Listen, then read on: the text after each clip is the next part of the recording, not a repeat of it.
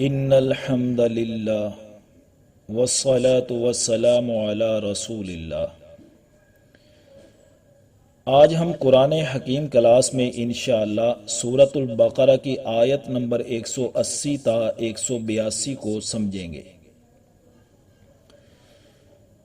گزشتہ نشست میں جو باتیں ہوتی رہیں، آپ نے دیکھا کہ اللہ تعالیٰ نے سورۃ البقرہ کی آیت نمبر 177 میں فرمایا کہ نیکی صرف یہی نہیں ہے کہ تم اپنا چہرہ مشرق و مغرب کی طرف پھیر لو، بلکہ یہ جو اہل قبلہ ہیں یہ تو وہ ہیں جن کو زندگی گزارنے کی مکمل ہدایت و رہنمائی فراہم کی گئی ہے،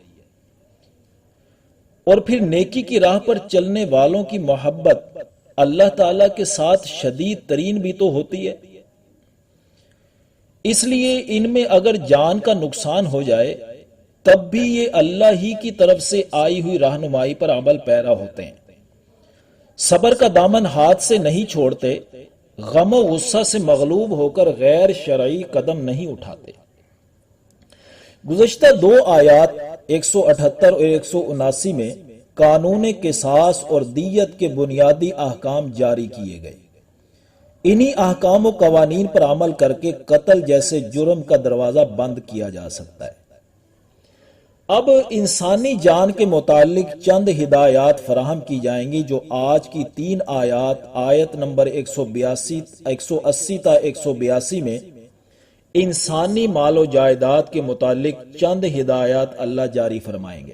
دیکھیے، کتب علیکم اذا حضر احدکم الموت ان ترک خیرا الوصیۃ للوالدین والاقربین بالمعروف۔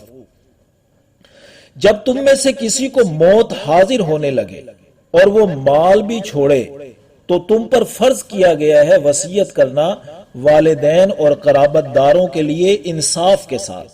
حقاً علی المتقین، یہ لازم ہے متقین پر، یعنی مرنے والا اپنے مال کی وصیت کرے اپنے والدین اور رشتہ داروں کے لیے، جب اس کو موت حاضر ہو، موت آنے لگے تو وہ وصیت کرے۔ دیکھیے، وصیت ہر اس چیز کو کہتے ہیں جس کے کرنے کا حکم دیا جائے، خواہ اپنی زندگی میں ہی کرنے کا حکم دے یا مرنے کے بعد۔ لیکن معروف معنوں میں وصیت اس حکم کو کہا جاتا ہے جس کام کو موت کے بعد پورا کیا جاتا ہے۔ اصل میں یہ جو حکم اس آیت میں دیا جا رہا ہے نا، یہ حکم ابتدائے اسلام میں تھا، ابھی اس وقت تک وراثت کے قوانین نازل نہیں ہوئے تھے۔ پھر سورہ نساء کی آیات وراثت نازل ہوئیں اور سب کے حصے اللہ تعالیٰ نے خود مقرر فرما دیے۔ تو یہ اس وقت ہوتا تھا کہ وہ وصیت کریں اور وہ خود متعین کر جائیں کہ کس کس کو کتنا کتنا مال دینا ہے۔ اب اپنے مال کی وصیت کرنا لازم نہیں ہے جب سورہ نساء کی آیات وراثت نازل ہو چکی ہیں۔ ہاں، البتہ شریعت نے اتنی اجازت دی ہے کہ مسلمان اپنے مال کے 1/3 1/3 مال کی وصیت کر سکتا ہے۔ اب وصیت کے بارے میں چند اہم باتیں یہیں پر ذہن نشین کر لیں تاکہ اگلی آیات کے جو حصے ہیں وہ آپ کو سمجھ میں آ جائیں۔ نمبر 1، وصیت 1/3 مال میں کی جا سکتی ہے، 1/3 مال میں کی جا سکتی ہے، اس سے زائد مال کی وصیت نہیں کی جائے گی۔ نمبر 2، اگر کوئی مرنے والا 1/3 مال سے زائد کی وصیت کر جائے تو 1/3 سے زائد مال کی وصیت کو نافذ نہیں کیا جائے گا، پس 1/3 مال کی وصیت کو نافذ کر دیا جائے گا۔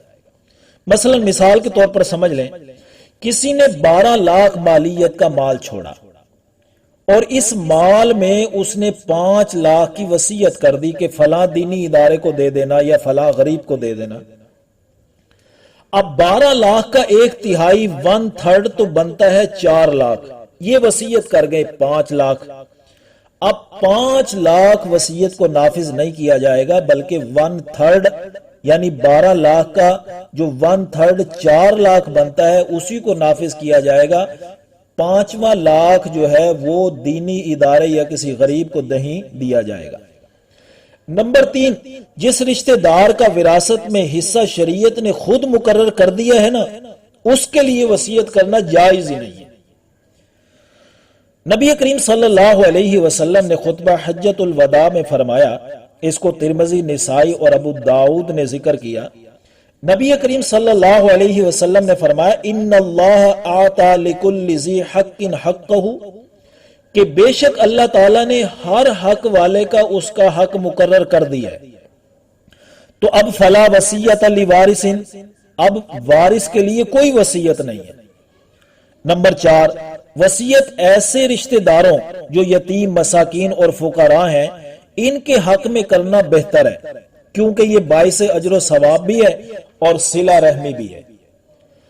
1/3 مال سے زیادہ وصیت نہیں کرنی چاہیے، اس بات پر نبی کریم صلی اللہ علیہ وسلم کی ایک حدیث مبارکہ سن لیجئے جو بخاری و مسلم میں مذکور ہے۔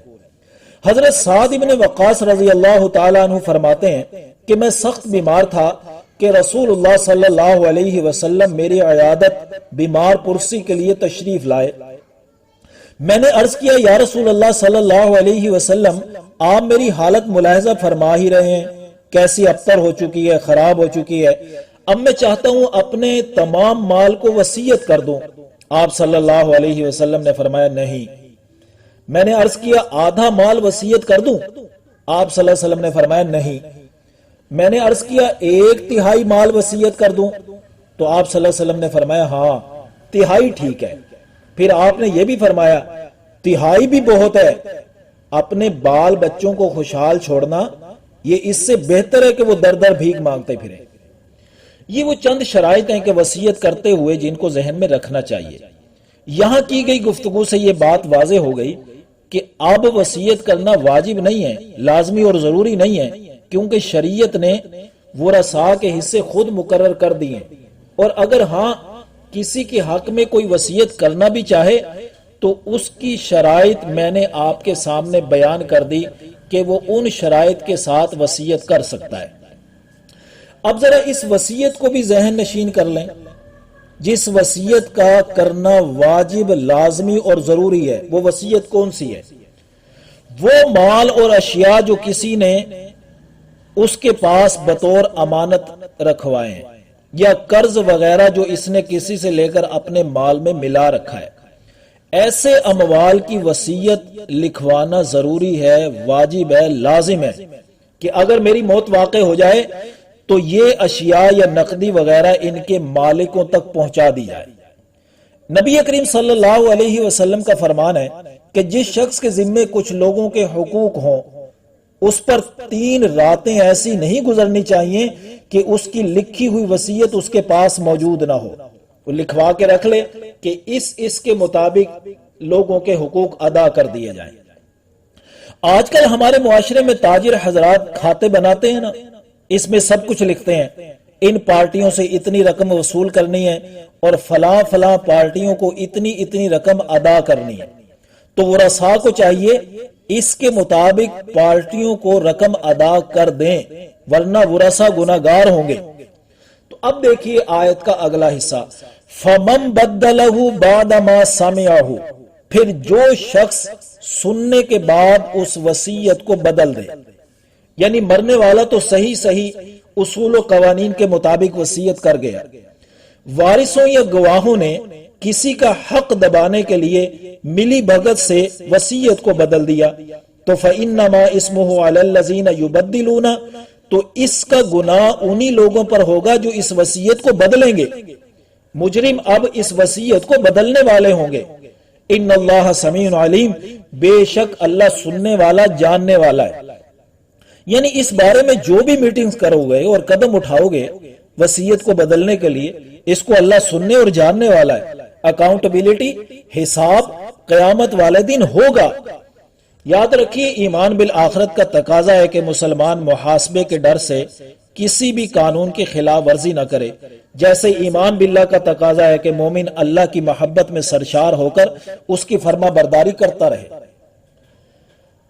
اگر مرنے والا شرائط کے مطابق وصیت نہ کر کے گیا تو اس کے بارے میں ہدایات اگلی آیت میں بیان فرمائی، دیکھیے، فَمَنْ خَافَ مِن مُوسٍ، پھر جو شخص یعنی وصیت کرنے والے کی طرف سے اندیشہ کرے، جنفن او اسمن، کسی جانبداری کا یا حق تلفی کا، یعنی اگر کوئی دیکھے کہ مرنے والے نے کسی کی طرفداری کرتے ہوئے یا کسی کی حق تلفی کرتے ہوئے وصیت شرائط سے ہٹ کے کر دی ہے جس سے ورثاء میں لڑائی جھگڑے کا خطرہ ہو گیا ہے تو فاصلح بینہم، تو وہ باہم مصالحت کروا دے، یعنی وصیت کو شرائط کے مطابق درست کر کے ورثاء میں مصالحت کروا دے، صلح کروا دے۔